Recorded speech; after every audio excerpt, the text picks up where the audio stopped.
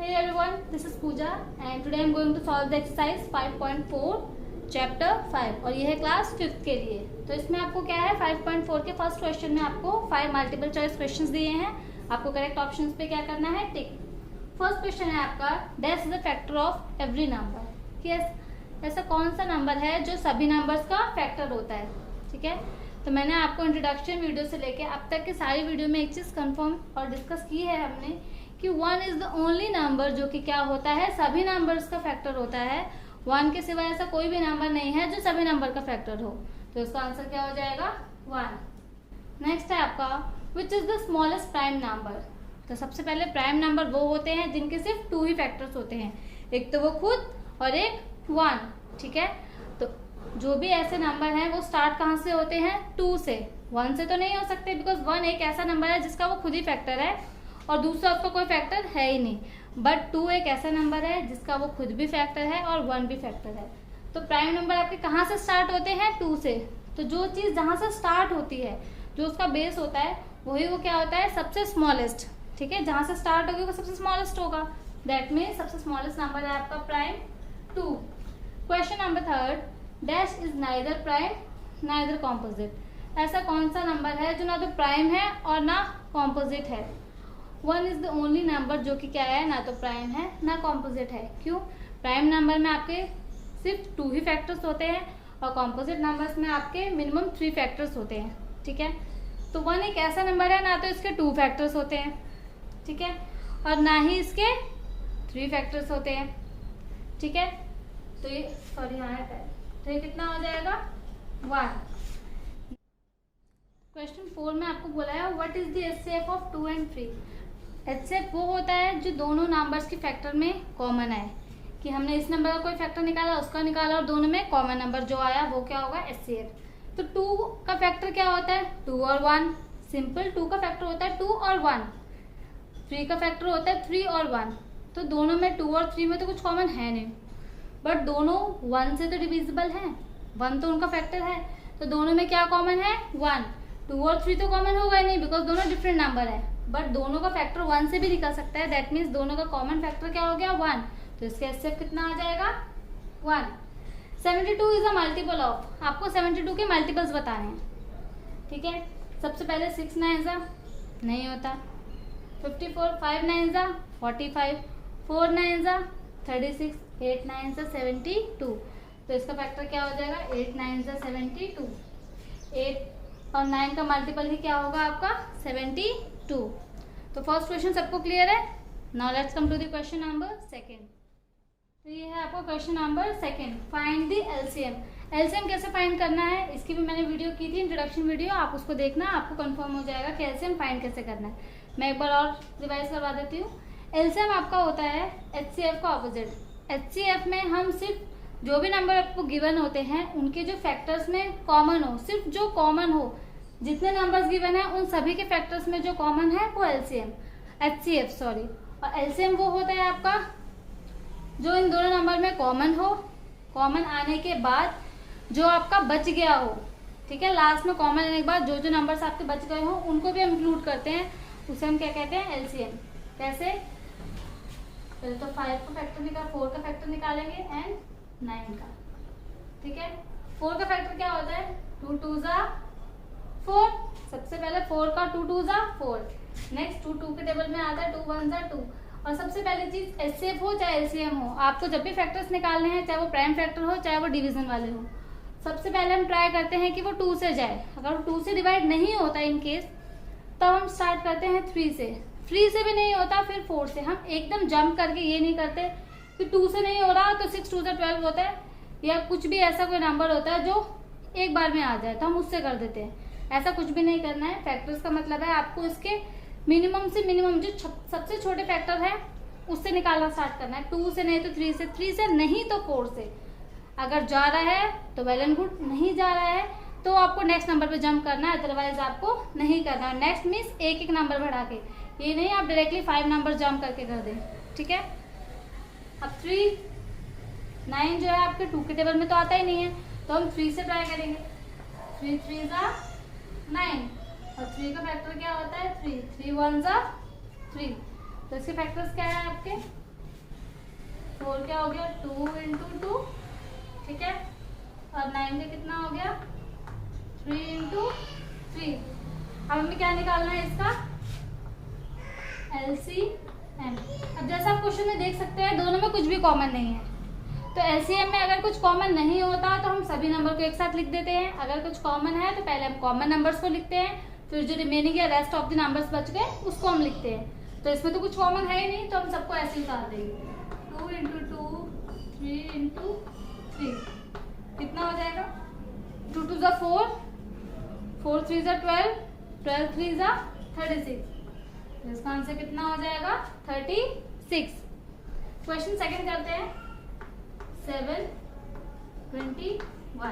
अब 7 ना तो 2 से जाएगा, ना 3 से, ना 4 से। 7 ऐसा नंबर है जो किसी के टेबल में नहीं आता, तो ये डायरेक्टली जाएगा 7 से। 7 1 ज़ा 7।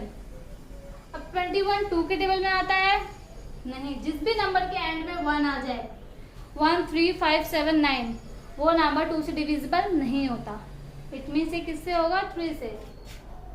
3 7 ज़ा 21 और 7 1 ज़ा 7, तो 7 का फैक्टर हुआ ओनली 7 और 3, और 21 का फैक्टर कितना हो जाएगा 3 इंटू 7। तो एलसीएम कितना आ जाएगा। अब दोनों में कॉमन क्या है 7 और 7, तो जो कॉमन है हम उसको सिर्फ एक बार लिखेंगे, ठीक है। जो नंबर कॉमन है उसको हम एक बार लिखेंगे। अब क्या बच गया 3 कोई किसी में भी कॉमन नहीं है, तो उसको हम डायरेक्टली ले लेंगे। तो 7 3 ज़ा 21, इट मीन्स आपका एलसीएम कितना आया 21। क्वेश्चन थर्ड 10 के फैक्टर्स एंड 15 के। 10 2 से डिविजिबल है बिल्कुल, 2 5 ज़ा 10। अब 5 तो किसी के टेबल में नहीं आता, तो 5 1 ज़ा 5। अब 15 2 के टेबल में नहीं आता क्योंकि इसके एंड में क्या है 5, तो ये 3 से डिवाइड हो जाएगा। 3 5 ज़ा 15 और 5 तो 5 के टेबल में आता है, 5 1 ज़ा 5। तो अब क्या करेंगे 10 का फैक्टर हुआ 2 इंटू 5 और 15 के प्राइम फैक्टर हुए 3 इंटू 5। तो एलसीएम कितना हो गया, दोनों में कॉमन कितना आया 5 दोनों में है, तो जो कॉमन है उसको एक सिंगल टाइम लिखेंगे। और 3 और 2 कॉमन नहीं है तो हम दोनों को एज इट इज उतार देंगे।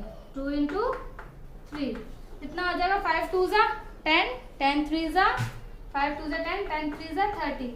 इट मीन्स इसका एलसीएम कितना आया आपका 30। अब करते हैं क्वेश्चन 4। तो फोर्थ क्वेश्चन में आपको दिया है 12 30 एंड 32। इस बार आपको 3 नंबर्स दिए हैं, डजंट मैटर आपको 3 दिए जाएं 4 या 5, ठीक है। मेथड एक ही है या प्रोसेस एक ही है कि आपको सब में कॉमन देखना है, ठीक है।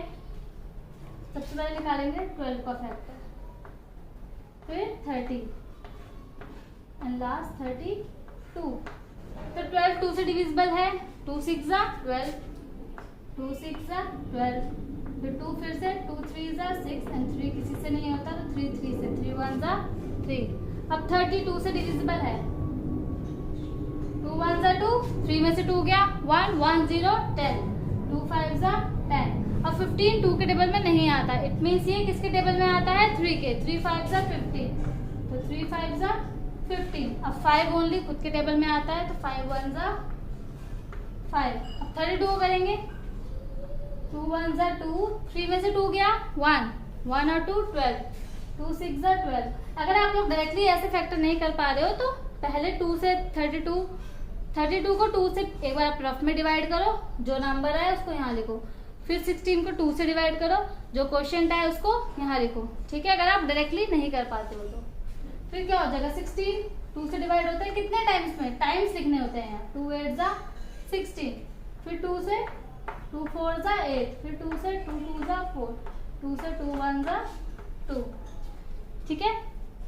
अब क्या करेंगे इसके एलसीएम निकालेंगे, ठीक है। क्या हो जाएगा 12 30 32। 12 के प्राइम फैक्टर्स है 2 इंटू 2 इंटू 3। 30 के प्राइम फैक्टर्स है 2 इंटू 3 इंटू 5। 32 के प्राइम फैक्टर्स है 2 इंटू 2 इंटू 2 इंटू 2 इंटू 2।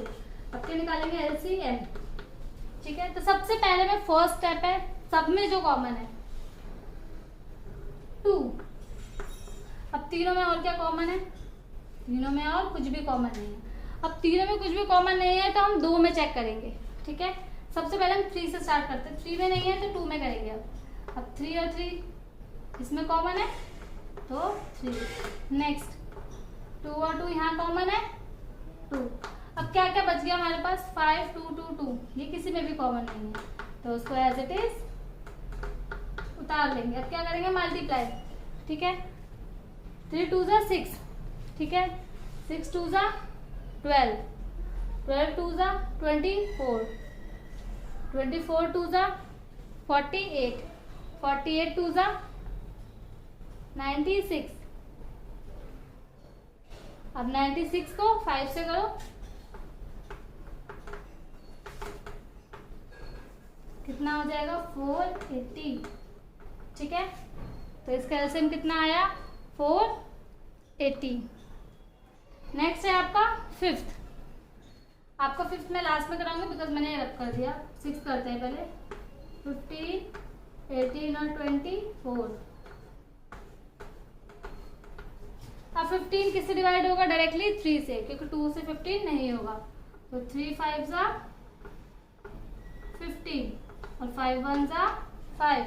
अब 18 को 2 9 जा 18। अब किससे? 3 3 जा 9, 3 1 जा 3। नेक्स्ट 24, 2 1 जा 2, 2 2 जा 4, फिर 2 6 जा 12, 2 3 जा 6। अब 3 होगा, 3 से 3 1 जा 3। अब इसके फैक्टर्स लिख लेते हैं। 15 18 24। 15 का आया 3 इंटू 5, 18 का आया 2 इंटू 3 इंटू 3, 24 का 2 इंटू 2 इंटू 2 इंटू 3, ठीक है। अब क्या निकालेंगे? एलसीएम। सबसे पहले जो तीनों में कॉमन है वो क्या है? 3 3 और 3। अब और कुछ भी नहीं है जो तीनों में कॉमन है। अब हम चेक करेंगे कौन है जो दोनों में कॉमन है। 2 और 2। अब आप देखोगे 5 3 2 2 ये आप किसी में भी कॉमन नहीं है तो एज इट इज लिख देंगे। 5 इंटू 3 इंटू 2 इंटू 2। मल्टीप्लाई करेंगे। 3 2 जा 6, 6 5 जा 30। अब 33 जा 90। अब 92 जा 180 और 182 जा 360। तो इसका आंसर कितना हो जाएगा? 360। तो यहाँ तक सबको क्लियर है? तो इसका जो फिफ्थ पार्ट रह गया है अब उसको करते हैं। तो ये आपका लास्ट है 9 एंड 12। तो 9 का फैक्टर और 12 का फैक्टर। अब 9 2 से डिविजिबल है नहीं, दैट मीन्स 3 से है। 3 3 जा 9 और 3 1 जा 3। 12 2 के टेबल में आता है। 2 6 जा 12, 2 3 जा 6 और 3 1 जा 3। तो 9 का फैक्टर हो गया 3 इंटू 3। 12 का हो गया 2 इंटू 2 इंटू 3। तो एलसीएम कितना हो जाएगा? पहले जो सब में कॉमन है 3 और 3। अब कुछ भी कॉमन नहीं है तो 3 इंटू 2 इंटू 2। जो कॉमन नहीं होता उसको हम लास्ट में एज इट इज उतार देते हैं। तो कितना हो जाएगा? 3 3 जा 9, 2 2 जा 4 और 9 4 जा 36। तो 5.4 का फर्स्ट एंड सेकंड क्वेश्चन पूरा क्लियर है। अगर आपको किसी क्वेश्चन में डाउट हो तो आप अपनी क्वेरी मुझे कमेंट सेक्शन में भेज सकते हैं, ठीक है। तो आज की क्लास में इतना ही। नेक्स्ट क्वेश्चन हम आपकी नेक्स्ट वीडियो में डिस्कस करेंगे। Thank you.